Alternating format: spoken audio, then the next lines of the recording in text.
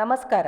ಭಾರತದ ಶಿಕ್ಷಣ ಕ್ಷೇತ್ರದಲ್ಲಿ ಒಂದು ಅಪರೂಪದ ವಿಭಿನ್ನವಾದ ವಿಶಿಷ್ಟ ಸಂಶೋಧನೆಗಳಿಗೆ ಅಡಿಗಲ್ಲು ಹಾಕಿದ ಸ್ವರೂಪ ಅಧ್ಯಯನ ಕೇಂದ್ರಕ್ಕೆ ಸ್ವಾಗತ. ಸ್ವರೂಪ ಅಂದರೆ ಸೆಲ್ಫ್, ಅರ್ಥಾತ್ ಸ್ವರೂಪ ಅಧ್ಯಯನ.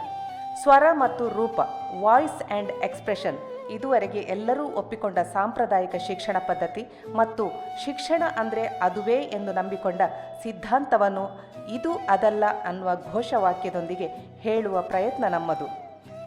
ಪ್ರತಿ ಮಗು ಕೂಡ ಜೀನಿಯಸ್ ಮತ್ತು ಎಕ್ಸ್ಟ್ರಾಆರ್ಡಿನರಿ ಅನ್ನುವುದು ಸ್ವರೂಪದ ನಂಬಿಕೆ ಮತ್ತು ಅದರ ಆಧಾರದಲ್ಲೇ ಸ್ವರೂಪದ ಕಲಿಕಾ ಸಂಶೋಧನೆ. ಕಲಿಕೆಯಲ್ಲಿ ಶೂನ್ಯ ಸಾಮರ್ಥ್ಯದ ಮಕ್ಕಳು ಎಂದು ಗುರುತಿಸಲ್ಪಟ್ಟವರನ್ನ ಭಿನ್ನ ಸಾಮರ್ಥ್ಯದ ಅಪರಿಮಿತ ಸಾಧಕರನ್ನಾಗಿ ಮಾಡಿ ತೋರಿಸುವ ಏಕೈಕ ಸಂಸ್ಥೆ ಸ್ವರೂಪ. ಶಿಕ್ಷಣ ತರಬೇತಿ ಸಂಸ್ಥೆ ಡಯಟ್ನಲ್ಲಿ ಶಿಕ್ಷಕರಾಗಿದ್ದ ಗೋಪಾಳ್ಕರ್ ತನ್ನ 40 ವರ್ಷಗಳ ಶೋಧನೆ ಮತ್ತು ಸಾಧನೆಗಳ ಹಿನ್ನೆಲೆಯಲ್ಲಿ ರೂಪುಗೊಳಿಸಿದ ಶಿಕ್ಷಣ ಪದ್ಧತಿ ಸ್ವರೂಪ ಕಲಿಕೆ.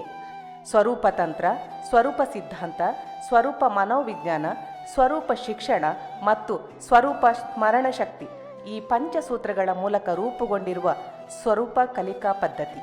10 ನೆನಪಿನ ತಂತ್ರಗಳು, 10 ಬೌದ್ಧಿಕ ಕೌಶಲ್ಯಗಳು, 10 ಗುಣಗಳ ಹಸ್ತಾಂತರ, ಇವುಗಳ ಮೂಲಕ ಮೆಮೊರಿ ಡೆವಲಪ್ಮೆಂಟ್ ಹಾಗೂ ಬ್ರೈನ್ ಸ್ಕಿಲ್ ಡೆವಲಪ್ಮೆಂಟ್ ಅನ್ನು ಸುಲಭವಾಗಿ ಸಾಧಿಸುವುದು ಸಾಧ್ಯ ಎಂದು ಸಾಬೀತು ಮಾಡಿದ್ದೇವೆ. 10 ತಂತ್ರಗಳ ಮೂಲಕ ಪಾಠಗಳನ್ನು ಸರಳವಾಗಿ ನೆನಪಿಟ್ಟುಕೊಳ್ಳುವುದು, 10 ಪ್ರತಿಭೆಗಳನ್ನು ಮೈಗೂಡಿಸಿಕೊಳ್ಳುವುದು, 20 ಭಾಷೆಗಳನ್ನು ಕಲಿಯುವುದು ಮತ್ತು ಅದನ್ನು ನಿತ್ಯ ಪ್ರದರ್ಶನ ಮಾಡುವುದು. ಇದು ಸ್ವರೂಪದ 10x10 ರಾಷ್ಟ್ರೀಯ ಶಿಕ್ಷಣ ನೀತಿ. ಈಗಾಗಲೇ ಸ್ವರೂಪದ ಮಕ್ಕಳ ಸಾಧನೆಗಳನ್ನು ರಾಜ್ಯದ ಎಲ್ಲ ಜಿಲ್ಲೆ ಹಾಗೂ ತಾಲೂಕು ಕೇಂದ್ರಗಳಲ್ಲಿ ಶಿಕ್ಷಣ ಜಾಗೃತಿ ಜಾಥಾ ಮೂಲಕ 1600ಕ್ಕೂ ಹೆಚ್ಚು ಪ್ರದರ್ಶನ ನೀಡಿ 6 ಲಕ್ಷಕ್ಕೂ ಹೆಚ್ಚು ಮಂದಿ ವೀಕ್ಷಿಸಿದ್ದಾರೆ ಮತ್ತು ಇಂತಹ ಶಿಕ್ಷಣ ಪದ್ಧತಿ ರಾಜ್ಯಕ್ಕೆ ಬೇಕೇ ಬೇಕೆನ್ನುವ ಬೇಡಿಕೆಯನ್ನಿಟ್ಟಿದ್ದಾರೆ. 1 ಟೀಚರ್ 10 ಸ್ಟೂಡೆಂಟ್ ಎಂಬ ಪರಿಕಲ್ಪನೆಯಲ್ಲಿ ಸ್ವರೂಪ ಸ್ಟಡಿ ಟೂರ್ ಮೂಲಕ ಪ್ರತಿ ಶಾಲೆಗಳನ್ನು ತಲುಪುವ ಯೋಜನೆ ನಮ್ಮದು. ಇದಕ್ಕೆ ಸಾಹಿತಿ ಹಾಗೂ ಕಲಾವಿದೆ ಸುಮಾ ಅಡ್ಕರ್ ಮತ್ತು 8 ವರ್ಲ್ಡ್ ರೆಕಾರ್ಡ್ ಮಾಡಿರುವ ಆದಿಸ್ವರೂಪ ಸಾಥಿಯಾಗಿದ್ದಾರೆ. ಸ್ವರೂಪದ ಪ್ರಯೋಗಕ್ಕೆ ಬೆನ್ನೆಲುಬಾಗಿ ನೂರಾರು ಮಂದಿ ಕೈಜೋಡಿಸಿದ್ದಾರೆ. ಆದಿಸ್ವರೂಪ ಸ್ವರೂಪ ಸ್ವಕಲಿಕಾ ವಿಧಾನಕ್ಕೆ ಒಂದು ಮಾದರಿಯಾಗಿದ್ದಾಳೆ. ತಾನು ಅಳವಡಿಸಿಕೊಂಡ ಸ್ವರೂಪ ಶಿಕ್ಷಣ ಪದ್ಧತಿಯ ಮೂಲಕ ತನ್ನ ಜೊತೆಗಿರುವ ಮಕ್ಕಳನ್ನು ಕರೆದುಕೊಂಡು ಹೋಗುವ ಪದ್ಧತಿಯನ್ನು ಎಲ್ಲರಿಗೂ ಕೊಡಲು ಸಿದ್ಧಳಾಗಿದ್ದಾಳೆ. ಸ್ವರೂಪ ಸ್ಟಡಿ ಟೂರ್ನಲ್ಲಿ 16 ವಿಶ್ವ ದಾಖಲೆ ಮಾಡಿದ ಸ್ವರೂಪ ವಿದ್ಯಾರ್ಥಿಗಳಿಂದ ಅದ್ಭುತ ಪ್ರದರ್ಶನ ಮತ್ತು ಪ್ರಾತ್ಯಕ್ಷಿಕೆ ಇರುತ್ತದೆ. ಕೈ ಭಾಷೆ, ಮೆಕ್ಕೆ ಭಾಷೆ, ಸಂಕೇತ ಭಾಷೆ, ಸಂಖ್ಯಾ ಭಾಷೆ, ಚಿತ್ರ ಭಾಷೆ, ಕಣ್ಣಿನ ಚಲನೆ, ಚಪ್ಪಾಳೆ, ಕಾಲಿನ ಚಲನೆಗಳ ಮೂಲಕ ಪಾಠಗಳನ್ನು, ಹೆಸರುಗಳನ್ನು, ಫೋನ್ ನಂಬರ್ಗಳನ್ನು ಸುಲಭವಾಗಿ ಮತ್ತು ಶಾಶ್ವತವಾಗಿ ನೆನಪಿಟ್ಟುಕೊಳ್ಳುವಂತಹ ತಂತ್ರಗಳನ್ನು ಪ್ರದರ್ಶಿಸುತ್ತಾರೆ. ಈ ಭಾಷೆಗಳು ಸ್ವರೂಪದ ಶೋಧನೆ ಆಗಿದೆ. ಅಷ್ಟಾವಧಾನದಿಂದ ಷೋಡಶಾವಧಾನದವರೆಗೆ ಏಕಕಾಲಕ್ಕೆ ಹಲವು ವಿಷಯಗಳನ್ನು ನೆನಪಿಟ್ಟು ಪ್ರದರ್ಶಿಸುತ್ತಾರೆ.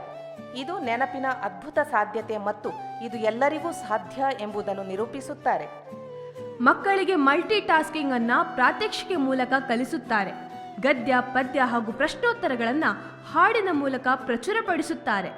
ವಿಜುವಲ್ ಮೆಮೊರಿ ಆರ್ಟ್ ಮೂಲಕ ಕಠಿಣ ವಿಷಯಗಳನ್ನು ಸಂಭ್ರಮದಿಂದ ಕಲಿಸುವ ಮಾದರಿಯನ್ನು ತೋರಿಸುತ್ತಾರೆ. ಪ್ರೌಢಶಾಲಾ ತರಗತಿಯ ಒಟ್ಟು ಪೋಷನ್ಗಳನ್ನು ಒಂದೇ ತಿಂಗಳಲ್ಲಿ ಕಲಿತು ಬೇರೆಯವರಿಗೆ ಪಾಠ ಮಾಡುವ ಮಟ್ಟಕ್ಕೆ ಮಕ್ಕಳು ಸಮರ್ಥರಾಗುತ್ತಾರೆ. 8ನೇ ತರಗತಿ ವಿದ್ಯಾರ್ಥಿಗಳು 10ನೇ ತರಗತಿಯ ಪಾಠಗಳನ್ನು ವಿಶಿಷ್ಟ ನೆನಪಿನ ತಂತ್ರಗಳ ಮೂಲಕ ದಾಖಲಿಸಿ ಇತರರಿಗೆ ಪಾಠ ಮಾಡುತ್ತಾರೆ. ರುಬಿಕ್ ಕ್ಯೂಬ್ ಕಸರತ್ತುಗಳು, 2 ಕೈಗಳಲ್ಲಿ 20 ರೀತಿಯಲ್ಲಿ ಬರೆಯುವುದು, ಚಿತ್ರಗಳ ಮೂಲಕ ಪಾಠಗಳನ್ನು ದಾಖಲಿಸುವುದು, ಹೀಗೆ ಒತ್ತಡವಿಲ್ಲದ ಸಂಭ್ರಮದ ಕಲಿಕೆಗೆ ಒಂದು ಸೂಕ್ತ ವೇದಿಕೆ ಹಾಗೂ ಒಂದು ಪರ್ಯಾಯ ಶಿಕ್ಷಣ ವ್ಯವಸ್ಥೆ ಅಂದರೆ ಅದು ಸ್ವರೂಪಾಧ್ಯಯನ. ಮಕ್ಕಳಿಗೆ ಶಿಕ್ಷೆ ಆಗಿರುವ ಶಿಕ್ಷಣವನ್ನು ಸಂತಸ ಹಾಗೂ ಸಂಭ್ರಮದ ಕಲಿಕೆಯನ್ನಾಗಿ ಮಾರ್ಪಡಿಸಲು ಸಾಧ್ಯ ಮತ್ತು ಅದರಿಂದ ನಿರೀಕ್ಷಿತ ಫಲಿತಾಂಶ ಕೂಡ ಸಾಧ್ಯ ಅನ್ನುವುದರ ನಿರೂಪವೇ ಸ್ವರೂಪ. ನಮ್ಮ ರಾಷ್ಟ್ರದ ಶೈಕ್ಷಣಿಕ ಅಭಿವೃದ್ಧಿಗೆ ಸ್ವರೂಪದೊಂದಿಗೆ ಸರ್ವರು ಕೈಜೋಡಿಸುವುದು ಮತ್ತು ಪರ್ಯಾಯ ಶಿಕ್ಷಣ ಕ್ರಾಂತಿಗೆ ಪಣ ತೊಡುವುದು ಇಂದಿನ ತುರ್ತು ಅಗತ್ಯವಾಗಿದೆ. ನಾವು ನಿಮ್ಮಲ್ಲಿಗೆ ಬರುತ್ತಿದ್ದೇವೆ, ನಮ್ಮೊಂದಿಗೆ ಮಾತಾಡಿ. ಇದು ಅದಲ್ಲ ಅನ್ನುವುದನ್ನು ಮನದಟ್ಟು ಮಾಡಿಕೊಳ್ಳಿ. ನಮಸ್ಕಾರ.